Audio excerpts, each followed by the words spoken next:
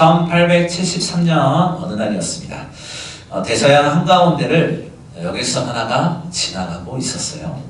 그런데 그 배가 다른 배랑 충돌해서 침몰하는 참사가 생겼습니다. 불과 몇 분 만에 배는 가라앉기 시작했고 200명이 넘는 수많은 사람들이 목숨을 잃었습니다. 그런데 그 배에는 그 당시에 성공한 법률가였던 이 호레이쇼 스패퍼드의 가족들이 타고 있었어요. 아내와 4명의 딸이 그 배에 타고 있었습니다. 그런데 그 배가 침몰하는 바람에 그 가족들이 목숨이 위태로워진 거예요. 사고 후에 아내로부터 한 통의 정보가 날라왔는데 딱 2만이었어요. 무엇이었냐면 혼자만 구조되었어. 무슨 말인지 아십니까? 4명의 딸은 물에 죽었다라는 겁니다. 바닷속으로 사라졌다라는 겁니다. 그래서 스패퍼드는 이 소식을 듣자마자 아내를 데리러 배를 타고 사고 현장으로 갔습니다. 그러자 지나가다가 선장이 이야기를 하죠. 지금 우리가 지나가는 이 지점이 바로 당신의 딸들이 잠긴 곳이다 라고 말을 하게 됩니다. 얼마나 힘들었을까요? 그 깊고 검은 바다 위에서 이 스패퍼드는 어떤 마음을 품었을까요? 하나님 어떻게 나에게 이러실 수 있습니까? 라고 부르짖었을까요? 아니면 아예 기도를 멈추고 하나님이 어디 있어? 라며 하나님을 원망하며 그 밤을 보내지 않았을까요? 그런데 그 처절하고 그 어두운 밤 스패퍼드는 눈물을 흘리면서 펜을 들어서 찬송을 쓰기 시작합니다. 내 평생에 가는 길 순탄하여 늘 잔잔한 강 같은지 큰 풍파로 무섭고 어렵든지 내 영혼은 평안하다. 찬송가 413장의 이야기입니다. 저는 이 이야기를 읽으면서 상황은 최악인데 그의 고백은 평안을 이야기하고 있어요. 그에게 비극은 현실인데 그의 노래는 승리를 이야기하고 있어요. 어떻게 이런 일이 가능할까요? 이 이야기를 하면서 나라면 생각을 해봤습니다. 어떻게 사람이 이럴 수가 있지? 사랑하는 딸들의 그것도 1명도 아니고 4명이나 잃었는데 어떻게 내 영혼이 평안하다라고 할 수가 있을까?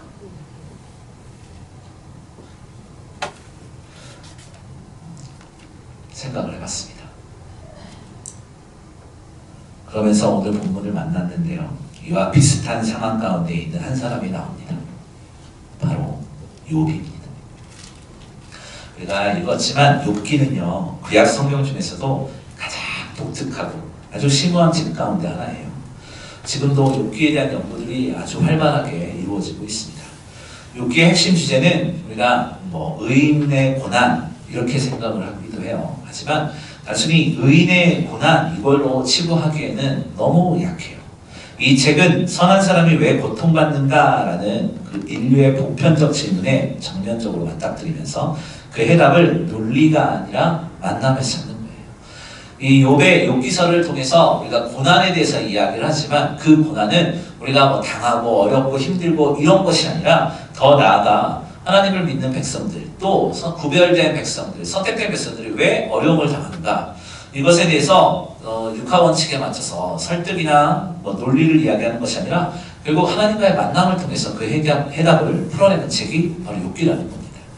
여기는 크게 3부분으로 나눠지는데요. 1장과 2장은 하늘의 장면과 첫 번째 시험이 이제 1장과 2장에 기록되어 있고 3장에서 37장까지는 욥과 친구들과의 개인 논쟁, 우리가 잘 아는 많은 부분들이 여기 들어가 있습니다.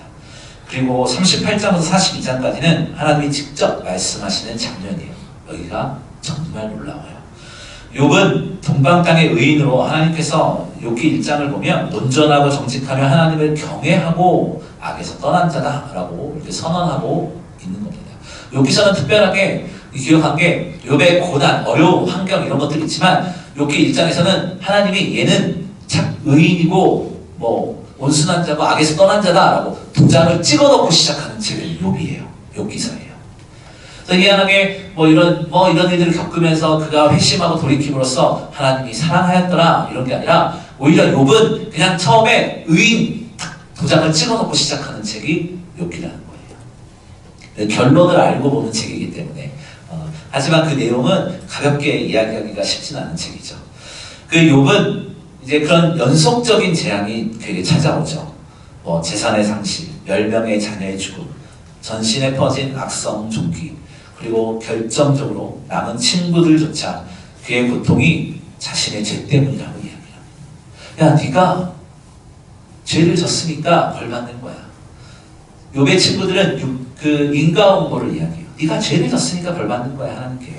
네가 성격이 뭔가 생각이 나지 않아도 죄를 분명히 졌을 거야. 잘 생각해봐. 그걸 회개해야 이게 끝나. 이 손가락질 이 가운데 욥이 있는 겁니다. 그런데 특히 이 19장, 우리가 속해 있는 19장은 욥의 아주 가장 깊은 절망의 자리 중에 하나예요. 친구들은 정죄하고 하나님은 침묵하시고 사람들은 떠나가죠. 성경은 형제도 친지도 벗도 종도 그를 외면한 것을 밝히고 있습니다. 바로 이 극한의 무너짐 속에서도 그 회복도 해답도 위로도 친구도 없는 그 자리에서 욥은 아무것도 없는 자리에서 욥은 25절에 아주 위대한 고백을 선포하고 있는 거예요. 오늘 본문입니다. 이것이 오늘 우리가 들어야 되는 것이고 우리가 선포해야 될 말씀인 겁니다. 욥의 상황을 보면 이렇게까지 무너졌는데 도대체 과연 믿음을 가질 수 있을까? 믿음은 도대체 어디까지 붙들 수 있을까? 이런 이야기를 하는 거예요. 욥기 19장은 회복의 장이 아니에요. 해결의 장도 아니에요.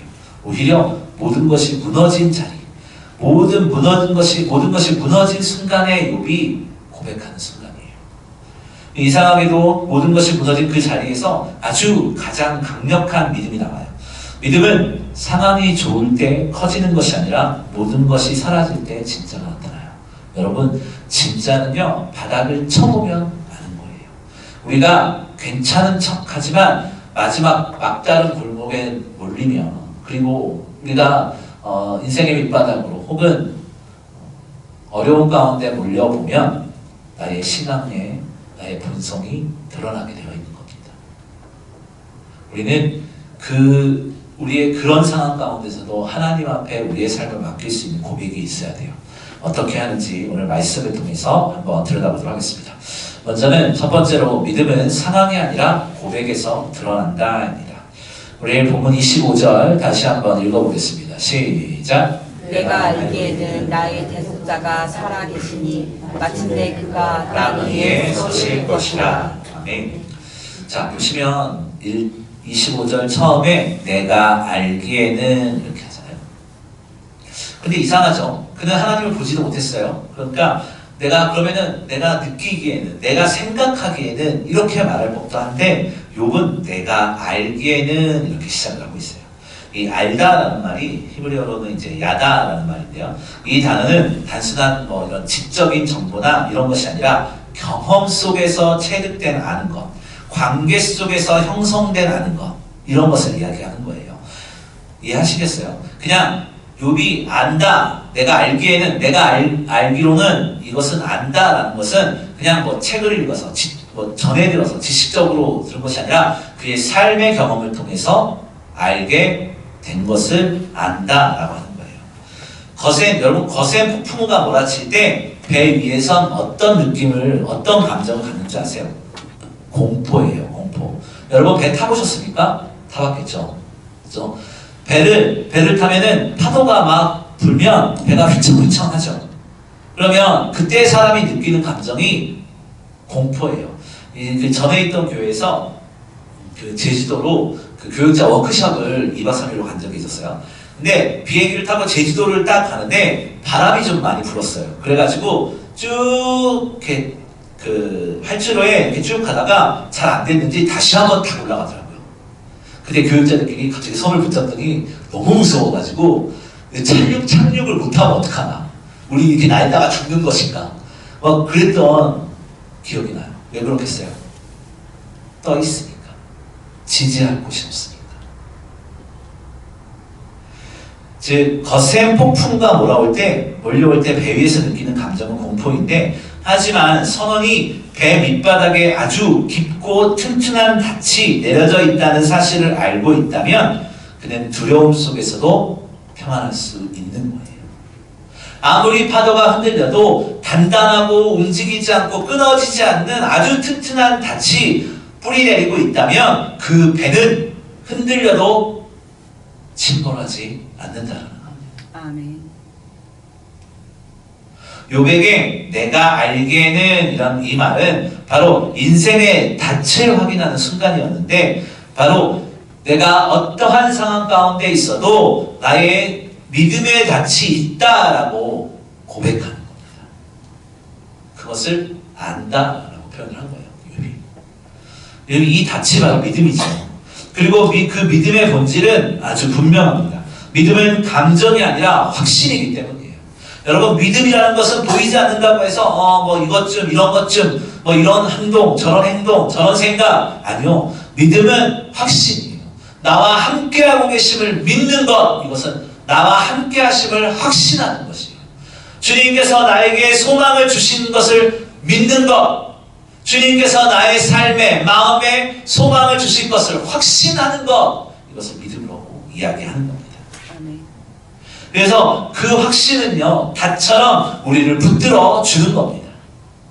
욥의 현재 이 본문의 상황 가운데 현재의 마음이 어땠겠어요? 극도의 절망과 분노와 혼란, 그 고통 그 자체였겠죠. 그러나 믿음은 그 감정 위에 덮인 다른 것들을 이야기하고 있는 거예요. 믿음은 지금 이 순간 하나님이 느껴지는가 이런 것이 아니에요. 여러분 뭐 하나님 느껴지세요? 뭐 하나님이 뭐 만져지세요? 아니에요. 진짜는요, 나는 하나님이 어떤 분인지를 아는가예요. 여러분의 삶에, 그리고 저와 여러분의 삶에 하나님이 어떤 분인지를 아는 것이 너무나 중요하다는 거예요. 오늘 욥기에서 그 이야기를 하고 있는 거예요. 많은 신앙인들이 하나님이 느껴지지 않을 때 믿음이 없다라고 생각해요. 나는 교회를 다녔는데 하나님이 나와 함께 하시지 않는 것 같아요. 하나님이 안 도와주시는 것 같아요. 도대체 하나님이 뭐 어떻게 하는지 난 모르겠어. 난 믿음이 없나 봐. 이렇게 이야기하시는 분들이 있어요. 그런데요, 오늘 욥을 보세요.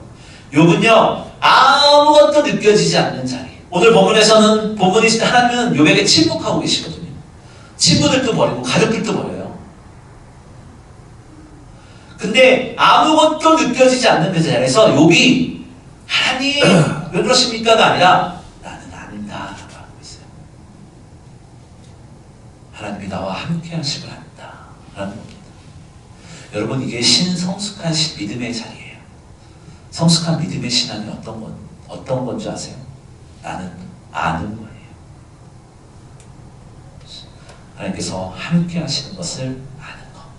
이것이 성숙한 신앙입니다. 여러분, 생각해 보세요. 여러분의 삶에서 하나님이 보이지 않는 순간 우리 느낄 때 있잖아요. 기도가 응답되지 않을 것 같을 때, 상황이 점점 악화되기만 할 때, 주변 사람들이 이해하지 못할 때, 여러 가지 실패와 낙심 가운데 있을 때, 여러분 그 순간 여러분들은 무엇을 붙드세요? 요처럼 우리는 나는 안다. 흔들리는 파도 속에서도 주님께서 나의 삶을 그 닻으로 내려서 인도하시기 때문에 나는 안다라고 고백할 수 있어야 되는 겁니다. 나에게 여전히 인생의 파도가 여전히 치고 있을 때, 나의 눈에는 아무런 변화가 없어도 닻이 내려져 있다. 하나님의 닻이 내려져 있다라고 고백하는 것, 이것이 신앙이에요. 믿음은요, 느끼는 것이 아니에요. 여러분, 느끼는 것, 이걸 어떻게 측정할 수 있겠어요? 느끼는 것을 어떻게 확인할 수 있겠어요? 어떻게 확신할 수 있겠어요? 여러분, 믿음이라는 것은 느끼는 것이 아니라 아는 것이에요. 확신하는 거예요. 하나님께서 나와 함께 하신다고 확신하는 거예요. 조금 더 나아가서 보면 두 번째로는 믿음은 보이는 현실이 아니라 살아계신 하나님을 붙든다. 오늘 좀 전에 읽었는데 25절 다시 한번 읽어보겠습니다. 시작. 내가 여기에 있는 나의 대속자가 살아계시니 마침내 그가 땅 위에 서실 것이라. 아멘. 아멘. 여러분 욥의 현실을 보십시오. 재산은 사라지고요. 자녀들은 죽었고 몸은 망가졌고 친구들은 원수가 되었어요. 아무것도 살아있는 것처럼 보이지 않는 현실. 그럼에도 욥은 선언하죠. 나의 대속자가 살아계신다. 그의 삶은 오히려 모든 것이 환경은 다 죽었어요. 그가 살아날 가망도 없고 그의 악성 종기에 기와장으로 몸을 긁을 정도였으니까 그런 가운데 있었지만 나의 대속자는 살아계신다라는 고백이 오늘 본문입니다. 이 대속자라는 말이 어렵게 들릴 수 있죠. 성경에서 이 단어는 히브리어로 보엘이라는 말이라고 하는데 쉽게 말하면 우리가 룻기서도 잠깐 룻기서에서도 잠깐 얘기를 했지만 어떤 의미냐면 내가 무너졌을 때 대신 나서서 나를 일으켜주는 가장 가까운 사람, 이렇게 이야기를 하면 좀 더 쉬울 거예요. 당시에는 가족들이 망하면 가장 가까운 친척이 나서서 빚을 갚아주기도 하고 땅을 되찾아주고 그 인생을 다시 세워주는 역할을 했었어요. 그 사람이 바로 고엘입니다. 그러니까 욥의 고백은 어떤 뜻이냐면 지금 내 인생은 완전하게 무너졌지만 나를 대신 책임져 줄 분이 살아계신다라는 것입니다. 사람들은 다 떠났지만 내 편이 되어줄 하나님은 살아계신다, 이런 거예요. 이것을 좀 더 현대적으로 이야기를 하자면 욥은 하나님과의 그 관계의 고백을 하고 있는 거예요. 아이가 넘어져서 울고 있어요. 아픈 것도 얼마나 아프겠어요? 넘어져서 좀 까졌어요. 얼마나 아프겠어요? 근데 아픈 것도 아프지만 더 무서운 건 혼자인 것 같은 느낌이겠죠. 그때 아버지가 달려와 아이를 안아줍니다. 그러면 아이는 울음을 그치며 아버지를 바라보겠죠. 그러면서 아빠가 얘기하겠죠. 아이가 얘기했죠. 아빠, 엄마, 이렇게 얘기를 하겠죠. 여러분 그 상황을 보면 상황은 아무것도 해결된 상태가 아니었어요. 상처도 그대로 있고 아픈 것도 그대로 있죠. 그런데 그 아이가 더 이상 두려워하지 않고 안정감을 느낄 수 있는 이유가 뭐겠어요? 문제가 해결되어서가 아니라 내 편이 왔다는 것, 내가 바라볼 대상, 내가 의지할 대상이 왔다는 걸 알기 때문이죠. 여러분 이것이 바로 신앙이에요. 나의 상황 가운데 하나님께서 나와 함께 하신다는 것을 의지하고 믿는 것, 이게 신앙이란 말이죠. 그래서 하나님을 의식하는 삶, 하나님을 의식하는 하루, 이것이, 그래서 내가 말과 행동을 조심해야 되고 말과 행동을 통해서 하나님의 영광을 드러내야 되는 것. 하나님이 함께 계시니까. 아멘. 내 편이 나와 함께 있으니까. 아멘. 마음이 우울하십니까? 소망이 없다라고 생각하십니까? 여러분, 성경은 그런 우리들에게 아니야라고 합니다. 선대를 창조하신 하나님께서 너의 편이야 라고 말을 합니다. 내가 너의 상황을 역전시켜 줄게가 아니라 내가 너와 함께 할게 라고 말씀하시는 거예요. 아멘. 이게 무엇이냐면 내 편이 되어주신다라는 겁니다. 내 편이 되어주신다. 이것을 어떻게 이해할 수 있냐면 바로 그분이 예수 그리스도이십니다. 우리의 삶 속으로 들어오셔서 우리의 죄와 우리의 죽음을 대신 짊어지고 우리를 다시 하나님께로 올려놓는 그 참된 고해, 참된 구속자 되신 분, 예수 그리스도이십니다. 아멘. 우리는 이 예수 그리스도를 묵상하고 예수 그리스도를 닮아가야 되는 거예요. 그 거룩한 성품을 닮아가는 게 우리가 해야 되는 거예요. 우리는요 너무나 쉽게 눈에 보이는 것을 의존해요. 우리는 너무나 쉽게 보이는 것에 우리의 믿음을 정당화하고 있어요. 동장의 장고, 사람들의 반, 기도 응답의 징후들, 이런 것들이 보일 때 믿음이 강하다라고 착각해요. 그리고 좀 부족하다, 또 보이지 않는다라고 하면 흔들려요. 그런데 오늘 본문에서 욥의 믿음은 달랐어요. 아무것도 없는 자리에서 오히려 더 분명하게 선언하고 있어요. 나의 대속자가 살아계신다. 이것은 상황을 피하거나 현실을 도피하는 것이 아니에요. 보이는 현실 너머에 더 크고 참된 현실을 믿는 믿음인 겁니다. 우리의 삶 가운데 하나님이 느껴지지가 않아서, 느껴지는 하나님이 없어서 괴로워하고 계십니까? 욥처럼 내가 하나님을 느끼게 해달라고 하는 것이 아니라 내가 하나님이 나와 함께 있음을 내가 알고 있습니다라고 고백해야 돼요. 확신하고 있습니다라고 고백해야 돼요. 그 믿는 대로 되는 겁니다. 그래서 믿음은 보이는 것이 아니라 살아계신 하나님을 붙드는 거예요. 여러분, 말씀을 통해서 하나님을 붙드시기를 바라요. 예배를 통해서 하나님을 붙드시기를 바라요. 우리의 삶을 통해서 우리의 삶의 모든 문제 가운데에서 하루하루 순간순간의 삶을 통해서 하나님을 마음속에, 내 머릿속에, 우리의 삶 속에 붙들어야 돼요. 아멘. 이것이 붙들었을 때 평안은 일어납니다. 아멘. 한 가지만 더 볼 것은요. 세 번째로는 믿음은 현재의 고통을 넘어 미래의 소망을 바라본다 합니다. 오늘 19장 25절은 사실은 우리가 한 절만 읽었지만 한 절만 읽으면 안 되는 것인데 홀로 있는 절은 아니에요. 26절과 27절까지 다 같이 한번 읽어봐야 되는데 우리 한 번 더 길지만 한번 읽어보겠습니다. 시작. 내가 알기에는 나의 대속자가 살아계시니 마침내 그가 땅 위에 서실 것이라. 내 가족이 범죄를 당한 뒤에도 내가 육체 밖에서 하나님을 보리라. 내가 그를 보니 내 눈으로 그를 보기를 낯선 사람처럼 하지 않을 것이라. 내 마음이 초조하구나. 아멘. 욥은 이 본문 25절에서 27절은 아직 회복되지 않은 상태에서 선언하고 있는 부분이에요. 마침내 그가 땅 위에 서실 것이라 라고 말을 하잖아요.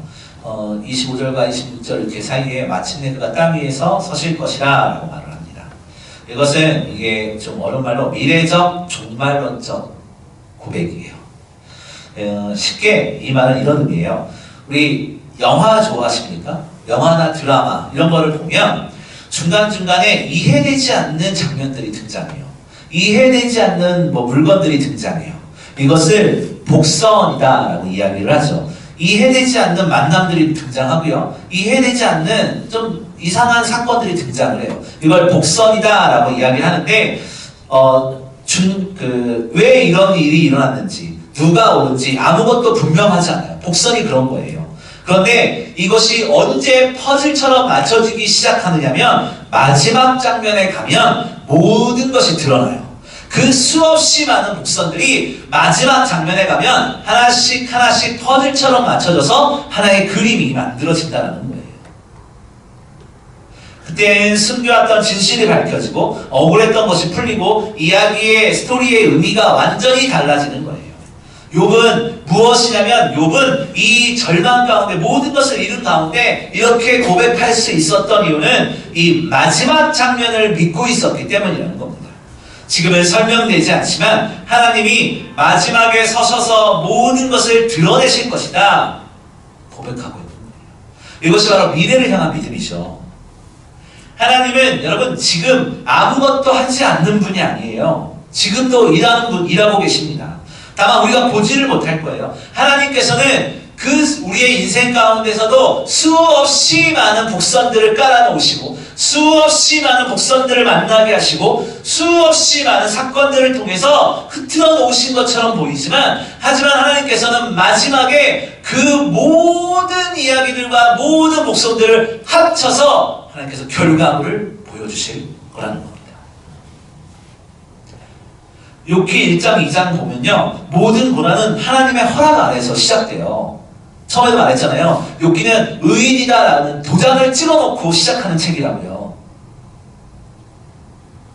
그래서 욥이 고난을 당하는 것도 희한하게 하나님이 허락하시고 시작하는 거예요. 정말 이해되지 안 되는 부분이지만 하나님이 허락하고 의인이었던 욥을 그렇게 고난을 허락하시는 것으로 시작하는 것이 욥기죠. 매우 중요한 사실은 하나님은 우리의 고통을 방관하시는 분이 아니라 그 고난 한가운데 계신 분이라는 거예요. 이것이 욥기를 통해서 우리가 깨달아야 되는 거예요. 의인으로 선포하고 고난을 허용하시고 이것이 무엇이겠어요? 그가 고난을 통과하는 매 순간순간들마다 하나님께서는 수없이 많은 복선들을 만나게 하시고 또 하나님의 때가 되면 그것이 퍼즐처럼 완성되기 때문에 하나님께서는 그 이야기를 욥기서를 통해서 오늘 우리에게 말을 하고 있는 겁니다. 아멘. 믿음은요, 하나님 왜? 라고 묻는 것이 아니에요. 마침내를 하나님께 맡기는 거예요. 하나님께서 저와 여러분의 삶 가운데, 우리의 삶 가운데 수없이 많은 복선들을 넣으시고 수없이 복선들을 만나게 하시고 경험하게 하셔서 마침내 그 퍼즐들이 조합해서 만들어지게 하신다는 거예요. 그래서 우리는 고백해야 돼요. 나는 지금 이 어려움이 왜 이 상황이 있는지는 알 수 없지만 그러나 하나님이 마지막에 그 자리 위에 서실 것을 나는 안다라고 이야기해야 되는 겁니다.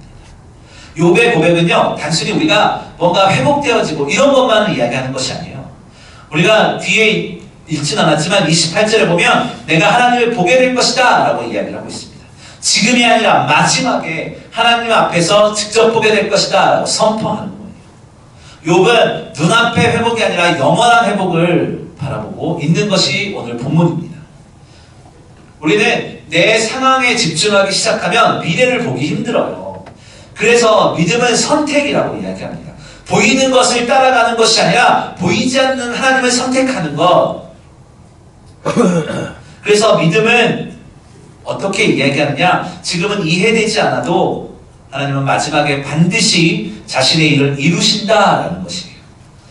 여러분 지금 어려운 상황 가운데 있습니까? 마음이 연약한 가운데 있습니까? 힘든 가운데 있습니까? 아직 응답되지 않은 기도가 있습니까? 여전히 나의 몸과 마음에 아픈 부분이 있습니까? 우리는 고백해야 해요. 마침내 하나님께서 우리의 인생의 사건 사고들을 통해서 우리의 연약한 마음을 통해서 공허함을 통해서 상처를 통해서 그 수많은 복선들을 통해서 하나님은 그 마침내를 준비하고 계시는 거예요. 아멘. 그래서 여러분의 현실이 여러분들의 상황이 지금은 내가 원하는 대로 또 하나님께서 원하는 대로 지금은 아닐 수 있어요. 아직은 아닐 수 있어요. 그러나 하나님께서는 마침내 하나님께서 원하시는 때에 하나님께서 원하시는 시간에 그 복선들이 맞춰지게 하신다. 아멘. 우리 그거 경험하면서 사는 거예요, 여러분. 아멘. 갑자기 하늘에서 불이 떨어지기를 바라세요? 아니에요. 여러분 우리의 삶에서 하나님께서는 수없이 많은 복선의 사건들을 통해서 수없이 복선의 감정들을 통해서 우리를 만들어 가시고 마침내 그 많은 복선들이 퍼즐처럼 조합되어서 하나님께서 하나님이 원하시는 모습으로 우리를 만들어 놓으신다는 거예요.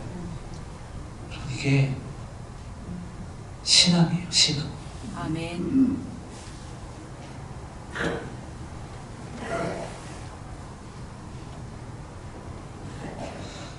욥은요,